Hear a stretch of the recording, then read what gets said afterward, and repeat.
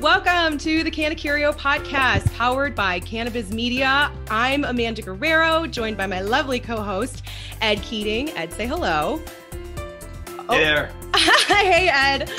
We're so excited to bring a very special episode of Cannacurio to you guys today. We'll actually be moving away from our traditional format. We're going to skip the data highlights today and dive right into our very special interview. Today, we are joined by the Chief Operating Officer at Metrc, Louis Koski. Louis is someone that if you've worked within the Colorado market, if you've worked pretty much within most legal markets, you should be somewhat familiar with Louis and his team at Metrc. But without further ado, I'd love to welcome Louis to our stage here. Welcome, Louis. Thanks, Amanda. Thanks, Ed. Appreciate it. Really looking forward to having the conversation with you. Yeah, we are so excited to have you on the show. I can say this candidly. When we first started Cannacurio, Metrc was one of our top guests that we were like, yes, we want to get them on the show. We want to have a conversation. So we're just so grateful to have you join us today, Louis. Yeah, well, we're honored. So thanks for having us.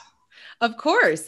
So Metrc, Franwell, you guys have been providing supply chain solutions since 1993. What industries did the company get started with, and how did you settle on cannabis? Well, you're right. The company started in 1993, and it was founded down in Florida, just outside of Tampa, in a small city named Plant City. Which is probably known more for its strawberries than it is for its plants, especially this time of year. In fact, just this morning, I had a bowl of fresh strawberry season here at the peak of strawberry season, just before we're about to have our strawberry festival down here, which will be somewhat truncated, I think, because of COVID. But it's a kind of a heavy agricultural area here in Florida. There's a lot of different crops, and Franwell, when it was founded in the early 90s, was really focused on supply chain solutions that serve the agricultural community. And so I wouldn't say that the company had an intent at the early years of getting into the cannabis industry. It just had spent so much time from the early 90s all the way till roughly 2010, honing their skills, tracking agricultural product and tracking agricultural product, and offering supply chain solutions. When the cannabis opportunity came up, it was something that they saw as kind of an ancillary opportunity to help with the business. And so in 2010, it became the contractor in Colorado to provide the track and trace solution to monitor every cannabis plant and all the packages that were created from that in that particular regulated environment. So they won that contract, and then just a couple years later, they picked up a number of other contracts. And by the time 2018 came along, Metrc, the product, became Metrc, the company. And so Metrc was formed in 2018 into 2019 after they raised some capital through some capital partners, Tiger Global and Casa Verde. And so it's been a pretty incredible run on the cannabis side of the business, in so much as that it's probably become the most predominant area that we're currently operating in. So when Metrc came to Colorado, that's kind of where your engagement or your interaction with them came into play, correct? That's correct. Yeah, spent a career in law enforcement and as a regulator in Colorado in a number of different heavily regulated industries. And so that's kind of where I was positioned as cannabis legalization, or at least like the licensing of the commercial side in 2010 started to come into play. Very cool. Very cool. And now looking at, today's February 9th, 2021, looking at Metrc, how many states do you guys cover now? And can you describe a little bit about, what you guys do within each of those markets? Yeah, so we are currently in 15 states plus DC. And we cover most of the large adult use cannabis states for seed to sale offerings. So just to maybe go a little bit in depth into what our system is and what it does. So if you picture yourself going to a restaurant and ordering a salad, and you get that salad, and different from what it's really like today, you actually know that the product that's on that salad has been tracked from its origins all the way through testing.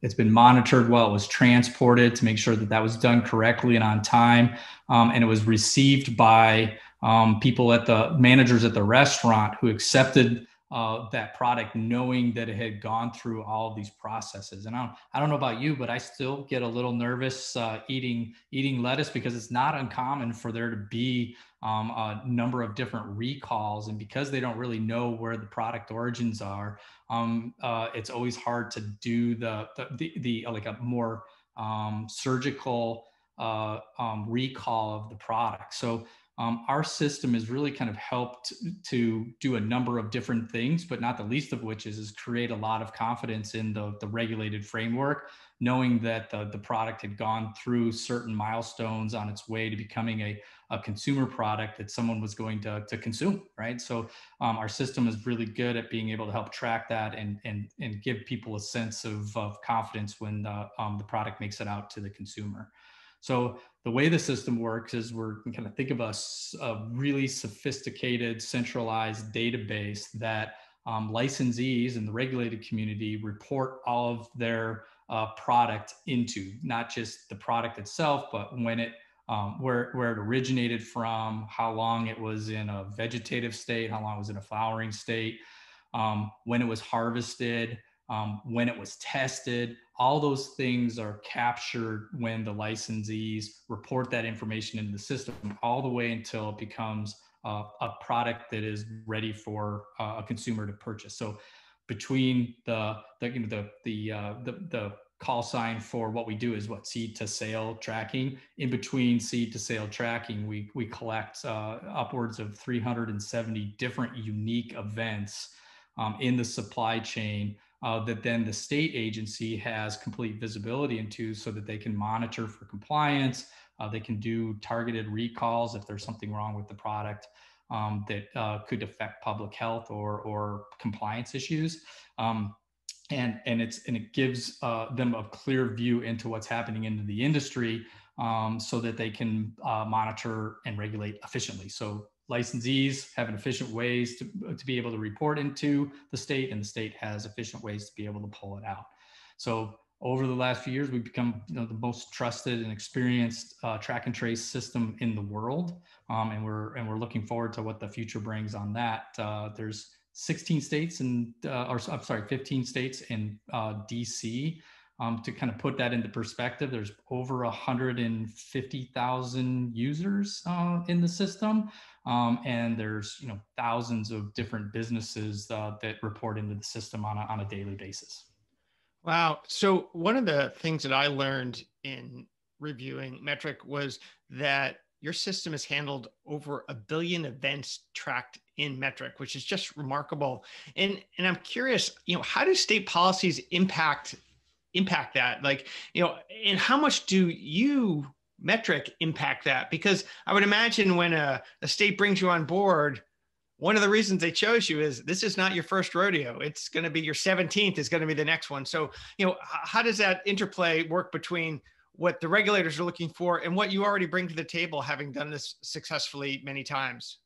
Yeah, well, so the 1 billion events that you read about is a pretty staggering number, and the likelihood is that number is significantly higher than when we last calculated that. In so much as that 2020 there was a tremendous surge in use of Metrc during the pandemic. So we know that number to be greater. Kind of the relationship with us and state policy is pretty well established. For one, state policy on this still remains really dynamic. So there's constantly a lot of changes. Remember earlier I talked about 370 events. Well, back in 2014 in Colorado, we probably weren't tracking that many. We're tracking a lot more events now, because as state policy has continued to evolve and develop, Metrc had to keep pace with that.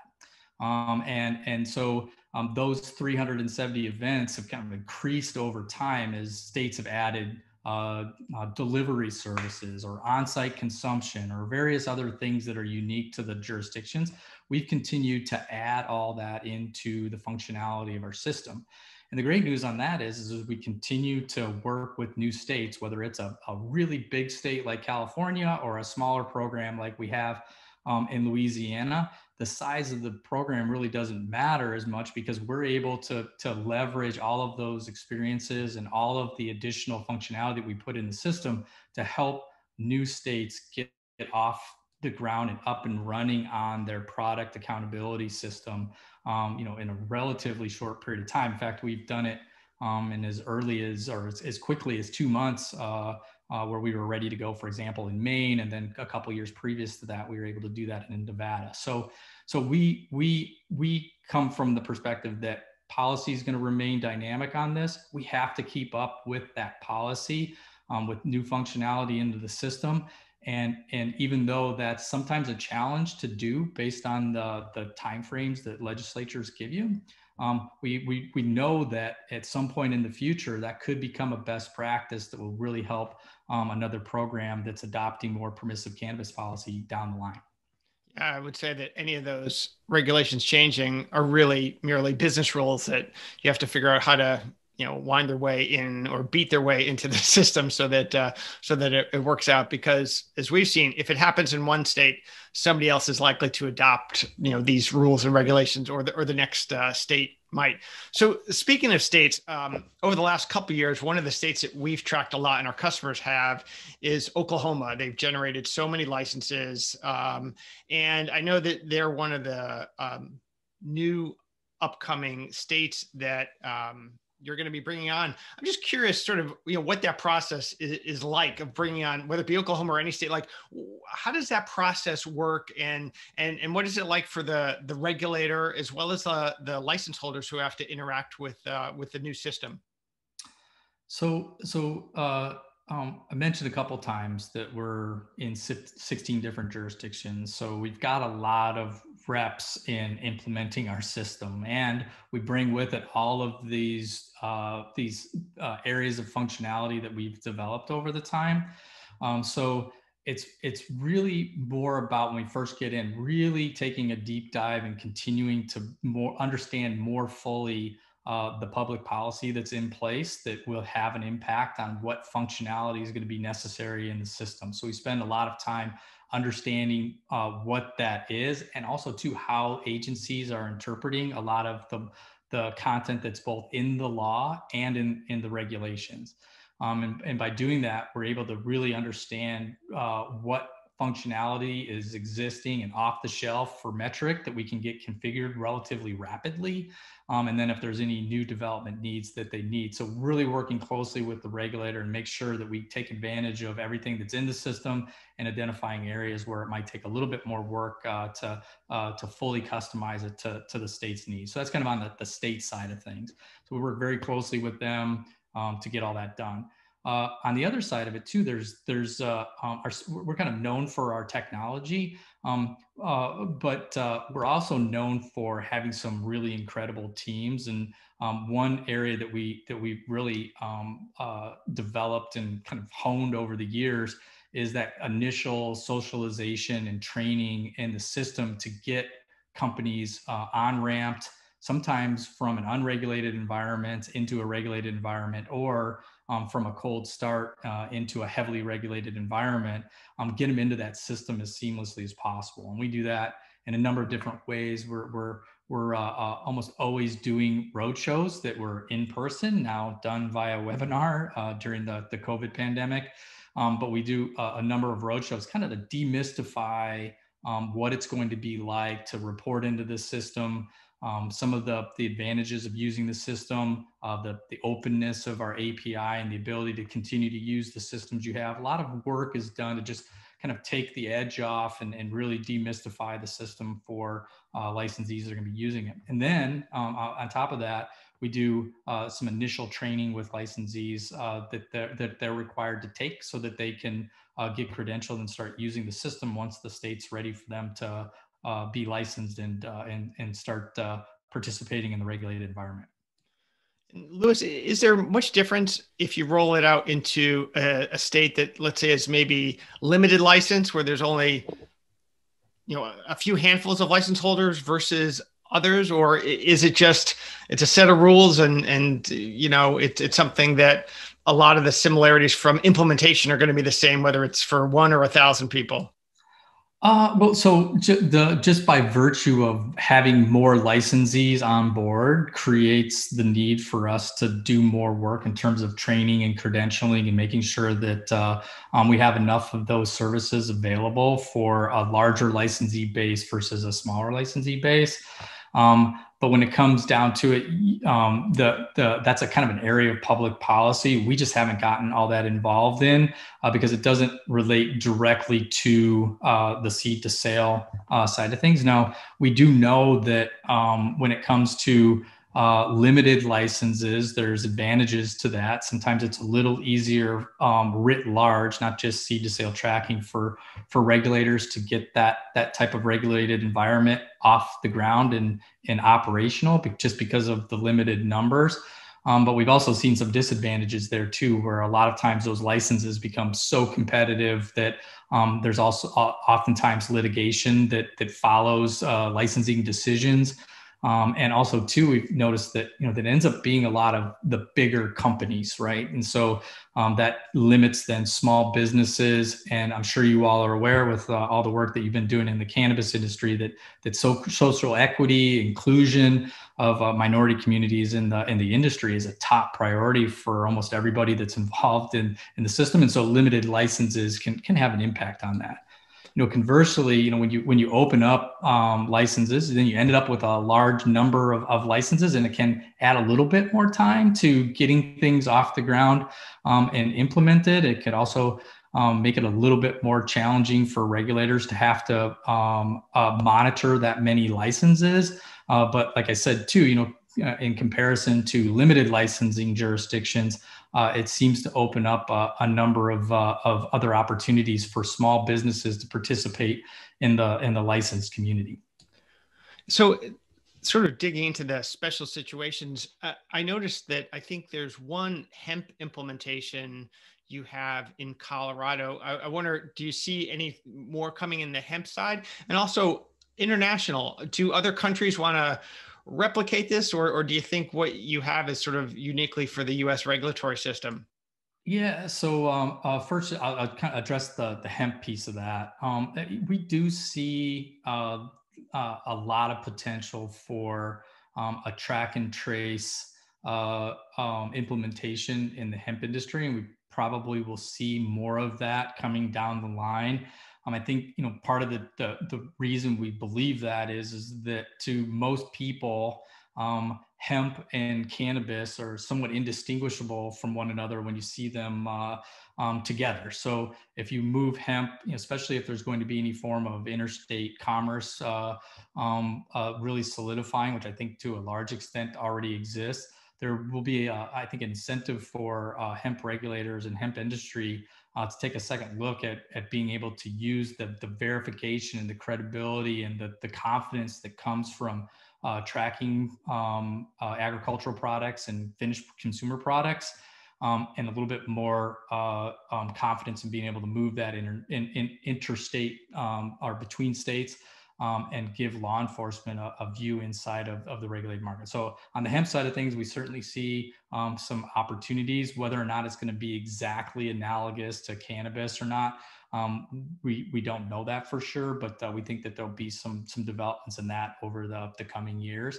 I would also say too, I think that the vape crisis that we had late 2019 coming into 2020 really highlights the importance of being able to track a consumable product or something that you inhale all the way back to its origins. I mean, even to this day, we really don't know for sure if it was widespread problems or if it was a few large but fewer actors that were responsible for a lot of the problems that we saw during the vape crisis. And so since CBD product is a consumable product by consumers, And especially given some of the concerns that we still have around the vaping crisis, you might see just from a consumer protection, public health and safety standpoint, more interest in the hemp industry, adopting some of those best practices that have been proven successful and efficient in the cannabis industry. So that's kind of the hemp side of it. And then I think you asked too, second was international jurisdictions, Ed? Right. Yep. Yeah. Yeah. So I think to a large extent, track and trace has been accepted across the boards in the US. And I think international jurisdictions have been a little bit slower, but we're starting to see a lot of interest international in being able to leverage some of the benefits of track and trace like we've seen in the US. Now, they may have a little bit different focus. So our focus was originally on limiting inversion and diversion of cannabis in and out of the regulated environment or unlawfully between the two environments. But I think there's a lot of other opportunities. Again, tracking product back to its origin, all the way till it's a finished product ready for consumers, has a lot of benefits, whether it's research or security of the product or other things. So I think international jurisdictions are certainly starting to take notice of that. We've seen some movement for sure in the Caribbean, and we've also seen I think Netherlands has their own track and trace system that they've produced in-house. So I think you'll see that demand for it continue to kind of surge outside of the U.S. because the benefits are just too good to ignore.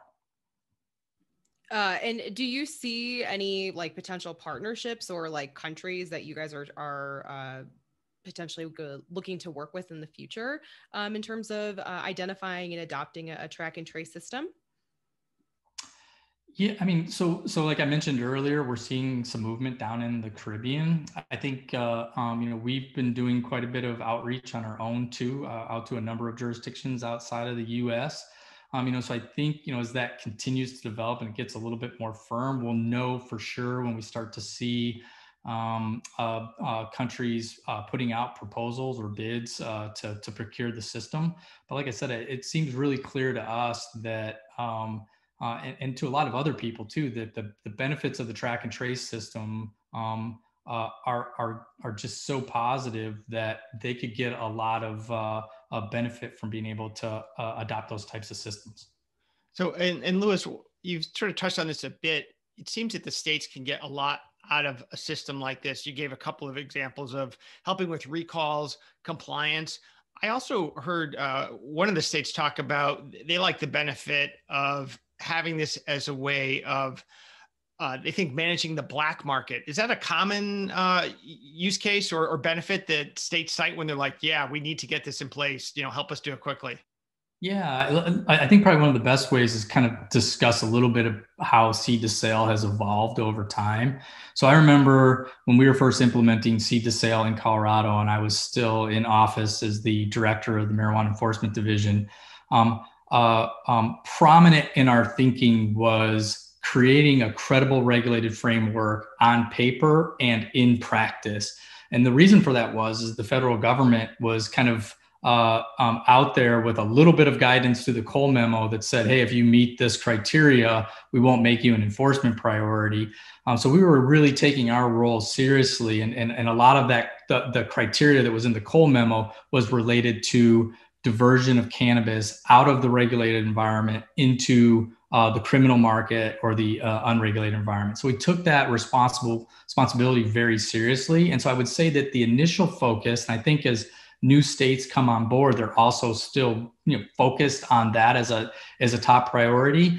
They're focused on the regulated environment being regulated well enough that you do not see widespread diversion of cannabis out of the regulated environment, or you don't create a conduit for illegal cannabis to come into the regulated market. So that was early on like a top priority for those reasons. It still continues to be a top priority, but we've just learned so much more about how to use the system to help make government even more successful than we were just in that particular aspect. So I mentioned a couple of these before, but it's worth noting again that the data out of the system is used to protect public health and safety, and it's done in a very efficient, kind of almost business friendly way, in so much as that we could put an entire facilities product on hold if we were concerned about the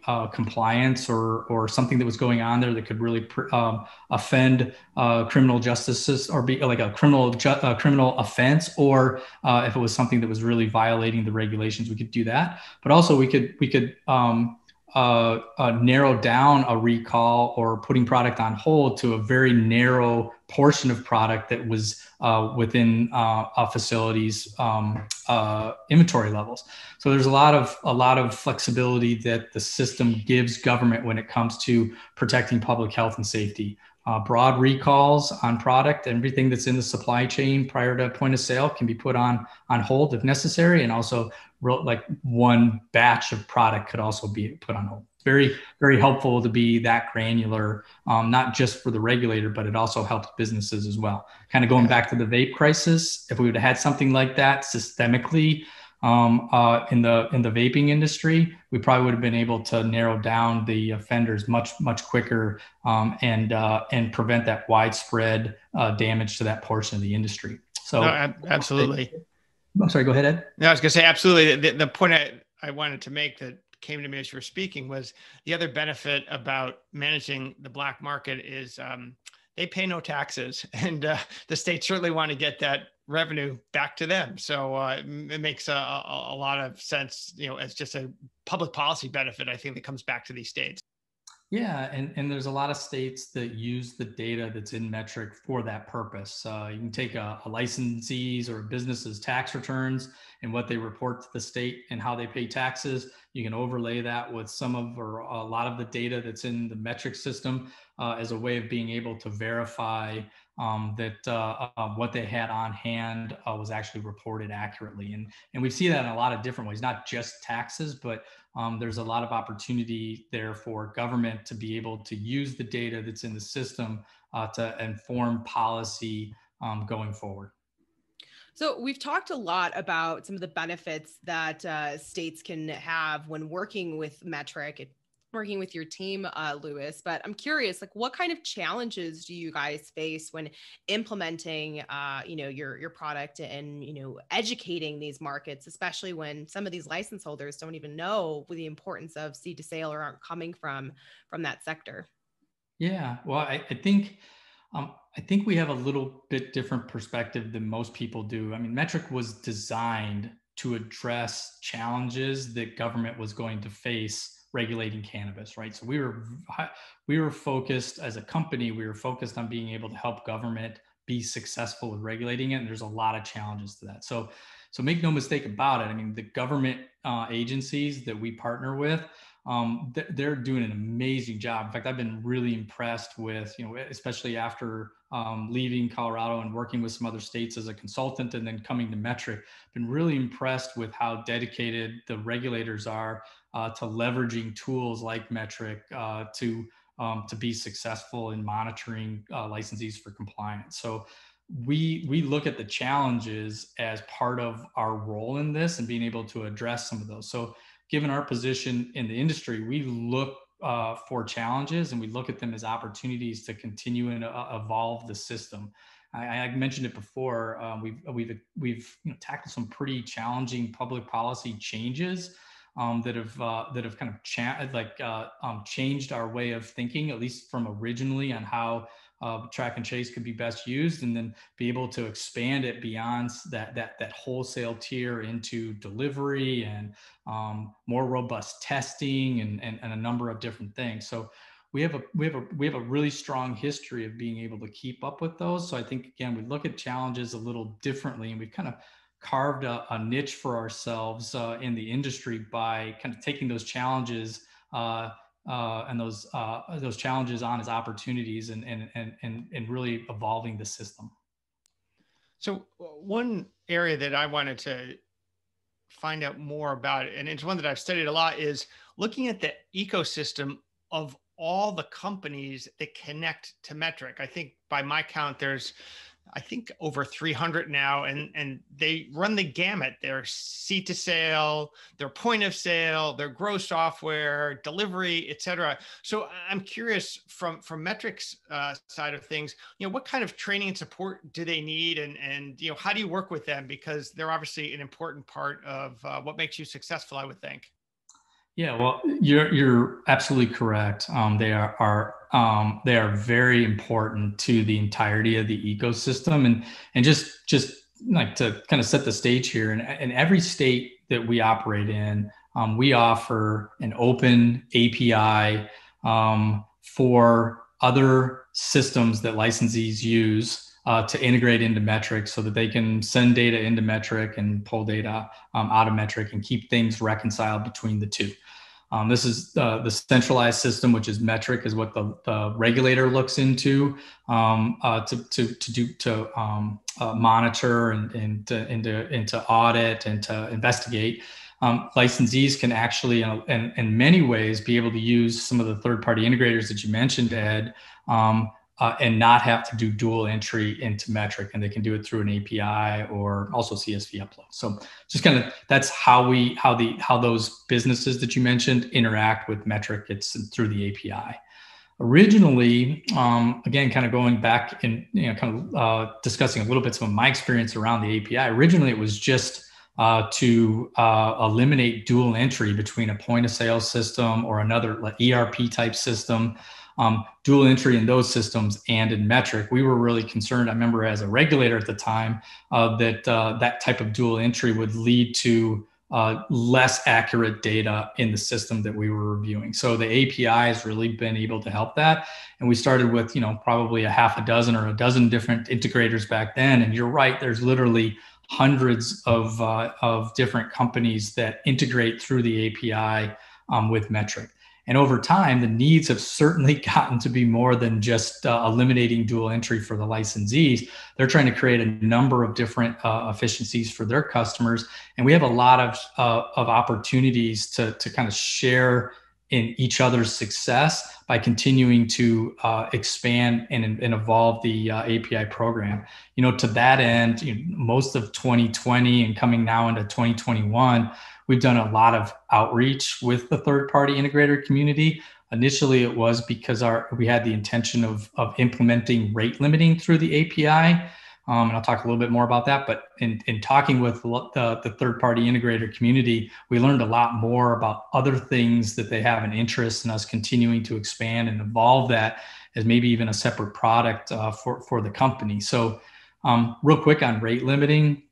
So I'm not going to give you a real detailed technical explanation of it, but if you do not have rate limiting through your API, chances are good one integrator could potentially make so many calls into the system that it could slow down the system at the API level, making it hard for other third-party integrators to communicate with Metrc.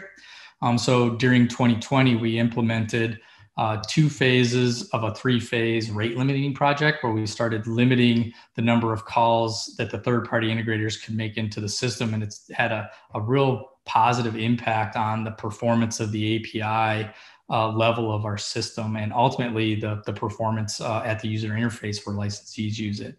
And again, during that time, we had an opportunity to work with the third-party integrator community, and we've kind of started creating a list of things that we're going to be working with them on to improve the level of technical support, finding new ways for us to share in each other's success, better communication when we move development work into the production environment, so they have the tools that they need to effectively test changes to their integration. There's just a number of different things that we've been able to learn from them. And, I reflect back on my time in Colorado. Part of what made Colorado a successful regulated environment is not just a willingness to engage with other stakeholders, but understanding that's actually essential. And so we've applied some of that level of interest in the third-party integrator community. We've been doing a lot of work with them to better understand their needs.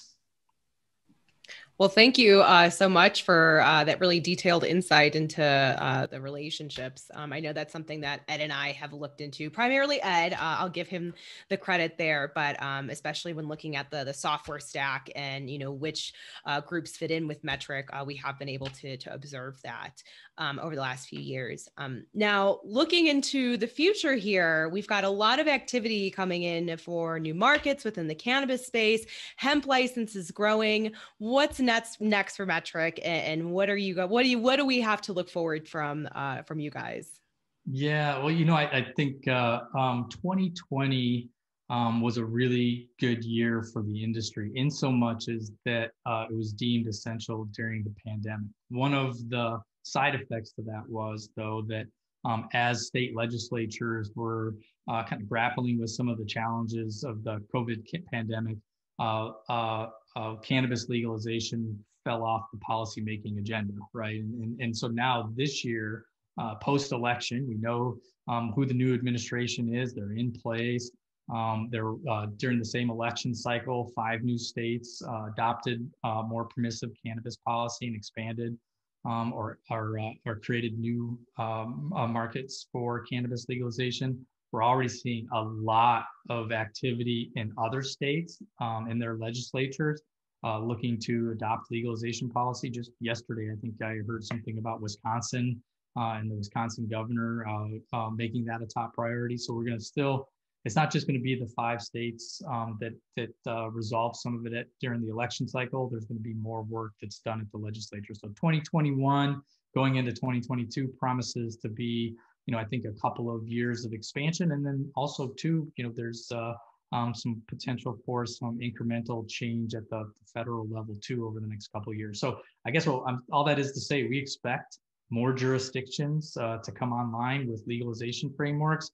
And as those jurisdictions come online, we certainly have an interest in being able to partner with them like we have 16 other jurisdictions around the country. So I think that's number one. I think, you know, number two, since we are, I think, the most trusted track and trace system in the country, and I think we're best positioned, and not just because we have a system that works really well, but also too, we have teams now that have been involved in a dozen or more implementations or a dozen or more evolutions of cannabis policy across the country. And so as we continue to grow our footprint with our core product, we also see an opportunity for us to expand some of the service offerings that we have to continually make that a better option for the regulators and the licensee community. So we see opportunities in the area of more robust and systematized training opportunities. We see opportunities for more robust reporting and visualization of the data, and a number of different other areas that we see going into the future. You know, and I think, you know, our recipe for success is to do a world-class track and trace system and do it very, very well. And we're really established in that area. And so now I think there's some opportunity for us to be able to expand that service offering and continue to make it as more and more effective as the cannabis legalization frameworks continue to evolve. Do you have any new market predictions that you want to lay on us here on the Cannacurio show? Oh, everybody likes the predictions. I would bet. I don't know that I have any state-specific predictions, but I think kind of similar to what I was talking about before. I think you're absolutely going to see more conversation at the federal level about cannabis, and whether that's more focused on social justice or reparation or restorative justice of some form, or if it's focused more on what a nationalized legalization would look like and the impact it would have on the commercial market. I definitely think we'll see a lot more conversation there, and maybe even some movement in that area over the next year or two. So I think that's one prediction. Maybe on another time we can talk a little bit more about the pros and cons of such an approach. And then I think too, you're going to see probably close to as many states, if not more, pass legislation this year you can see just as many of those as you did see, the 5 states that passed something during the election cycle. And that may not seem like a big deal, but up until this point, by and large, most legalization frameworks have come as the result of some sort of voter initiative. And now I think since most of those states have already that allow for that type of public policy process, the balance of those will have to get it all done through the legislature. So I think you'll start to see a trend going that way, where the legislatures and the governor administrations are working together to put a framework together for legalization. Very cool. Well, you heard it here first, folks, straight from Lewis's mouth. We've got a lot to look forward to, not just with the 5 states that just passed this past November, but also from a federal standpoint, legalization standpoint, and from new market growth as well. Lewis, it has been such a pleasure having you on the show. Thank you so much for sharing your insights, your knowledge. This was great. Well, I really enjoyed it. Thank you so much for the opportunity to speak with you, and I look forward to the next time. Great. Thanks, Lewis. Of course. Thank you. Well, everyone, this was the Cannacurio podcast. I'm Amanda, joined by my lovely co-host, Ed. We just wrapped up a conversation with Louis Koski, COO of Metrc. We'll have more conversations to come. So everyone, just stay tuned for more updates from the Data Vault.